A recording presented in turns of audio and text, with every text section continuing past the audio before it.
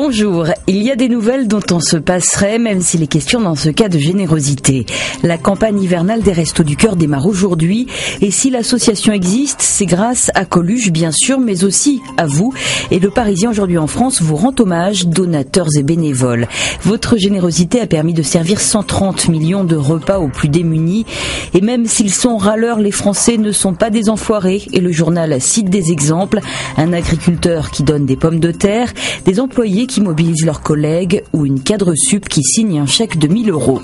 Libération lance aussi la campagne des restos et se saisit de l'occasion pour dresser un état de la France. Pour la première fois depuis la création de l'association en 1985, elle a dépassé le 1 million de bénéficiaires l'hiver dernier et ça ne va pas s'arranger. Un indicateur pour cela, le RSA, c'est un baromètre capable de livrer à tout instant un diagnostic sur l'état économique et social du pays. Et il n'y a pas de quoi se réjouir car entre 2009 et 2013, le nombre d'allocataires du minimum vital a augmenté de 25%. Et pendant ce temps, une lutte primaire se joue à droite comme à gauche, commente Libération. La plus marquante du week-end est celle que se livrent Nicolas Sarkozy et Alain Juppé. Ce dernier a été hué à Bordeaux lors d'un meeting de l'ancien président. Pour Libé, la compétition est lancée en vue de 2017 et comme à gauche, la question des primaires divise. Juppé en veut, pas Sarkozy. Quant à François Hollande, la question reste ouverte. Le président lui-même ne sait pas si ça lui donnerait de l'élan ou si ça achèverait de le délégitimer.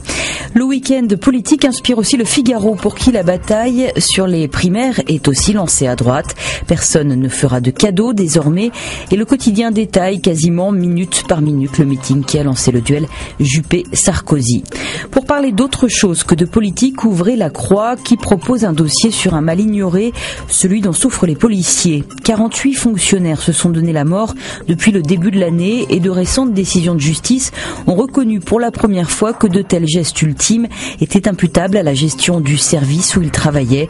Le ministre de l'Intérieur prépare des mesures pour lutter contre ce phénomène et le journal avance une piste. Au Royaume-Uni où les policiers sont moins nombreux à posséder une arme à feu, les passages à l'acte restent également moins nombreux. Ce week-end, il n'y avait pas que des duels politiques et au rayon tennis, c'est la Suisse qui ce matin a le sourire. L'équipe s'incline devant le maître, c'est unique ce qu'a fait Federer. Le joueur est phénoménal, estime le quotidien. On se quitte sur cette illustration de Willem dans Libération. Le dessinateur exprime à sa façon l'un des nombreux troubles auxquels doit faire face le président de la République. Bonne lecture, à demain.